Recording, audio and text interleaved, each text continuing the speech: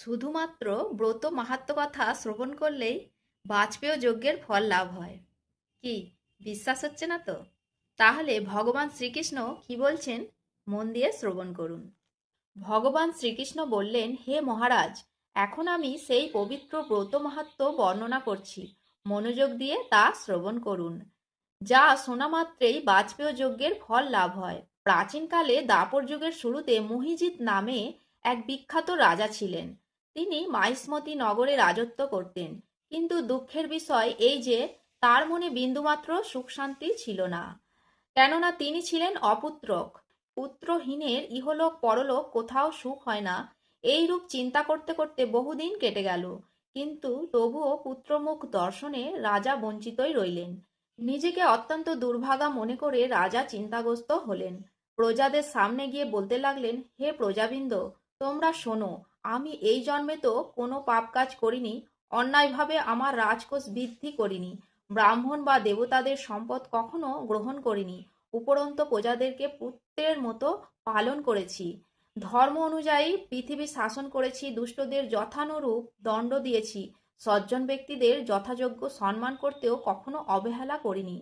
তাই হে ব্রাহ্মণগণ, এই প্রকার ধর্মপথ অবলম্বন করা সত্ত্বেও কেন আমার পুত্র লাভ হলো না, তা আপনারা কৃপা করে অনুসন্ধান করুন। রাজার এই প্রকার কাতর উক্তি শ্রবণে ব্যথিত রাজভক্ত পুরোহিত ব্রাহ্মণগণ রাজার মঙ্গলের জন্য গভীর বনে ত্রিকালঙ্গ মুনি ঋষির কাছে যেতে মনস্থ করলেন। বনের মধ্যে ঋষিদের আশ্রম সকল দেখতে দেখতে তারা এক মুনির সন্ধান পেলেন। তিনি দীর্ঘায়ু, নীরোগ, নিরাহারে ঘোর তপস্যায় মগ্ন ছিলেন। সর্বশাস্ত্র বিশারদ, ধর্মতত্ত্বজ্ঞ ও টিকালজ্ঞ সেই মহামুনি লোমশ নামে পরিচিত।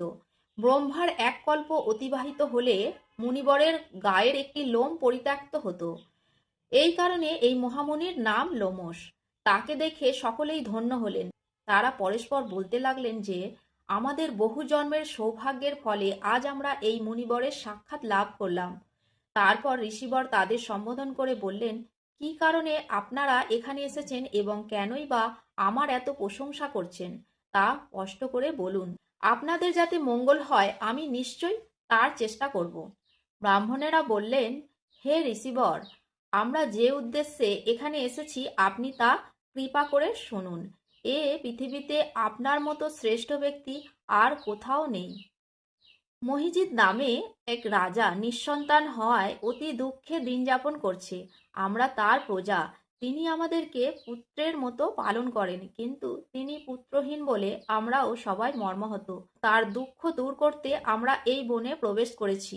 হে ব্রাহ্মণ শ্রেষ্ঠ, রাজা যাতে পুত্রের মুখ দর্শন করতে পারেন, কৃপা করে তার কোনো উপায় আমাদের বলুন। তাদের কথা শুনে মুনিবর ধ্যানমগ্ন হলেন। কিছু সময় পরে রাজার পূর্বজন্ম বৃত্তান্ত বলতে লাগলেন। এই রাজা পূর্বজন্মে এক দরিদ্র বৈশ্য ছিলেন। একবার তিনি একটি অন্যায় কার্য করে ফেলেন। ব্যবসা করবার জন্য তিনি এক গ্রাম থেকে অন্য গ্রামে যাতায়াত করতেন। একসময় জ্যৈষ্ঠ মাসের শুক্লাপক্ষের দশমীর দিনে কোথাও যাওয়ার পথে তিনি অত্যন্ত তৃষ্ণার্ত হয়ে পড়েন। গ্রাম প্রান্তে একটি জলাশয় তিনি দেখতে পান। সেখানে জল পানের জন্য যান। একটি গাভী ও তার বাছুর সেখানে জল পান করছিল। তাদেরকে তাড়িয়ে দিয়ে তিনি নিজেই জলপান করতে লাগলেন।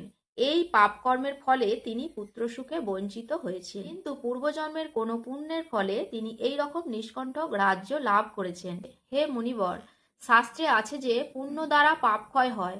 তাই আপনি এমন একটি পুণ্যব্রতের উপদেশ করুন যাতে তার প্রারব্ধ পাপ দূর হয় এবং আপনার অনুগ্রহে তিনি পুত্র সন্তান লাভ করতে পারেন।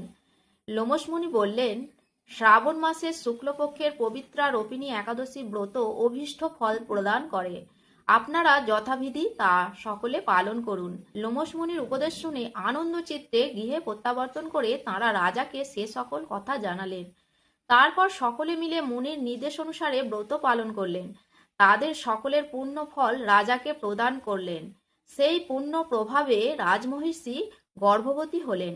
উপযুক্ত সময়ে বলিষ্ঠ সর্বাঙ্গ সুন্দর এক পুত্র সন্তান জন্মদান করলেন। ভবিষ্যৎ পুরাণে এই মাহাত্ম্য বর্ণিত হয়েছে। এই ব্রত মাহাত্ম্য যিনি পাঠ ও শ্রবণ করবেন তিনি সমস্ত পাপ থেকে মুক্ত হবেন এবং পুত্র সুখ ভোগ করে অবশেষে দিব্যধাম প্রাপ্ত হবেন। হরে কৃষ্ণ। তো অবশ্যই 24শে আগস্ট সোমবার এই পবিত্রা রোপিণী একাদশী ব্রত সকলেই যত্নের সাথে পালন করুন এবং এই একাদশী মাহাত্ম্য অবশ্যই পাঠ এবং শ্রবণ করুন। হরে কৃষ্ণ।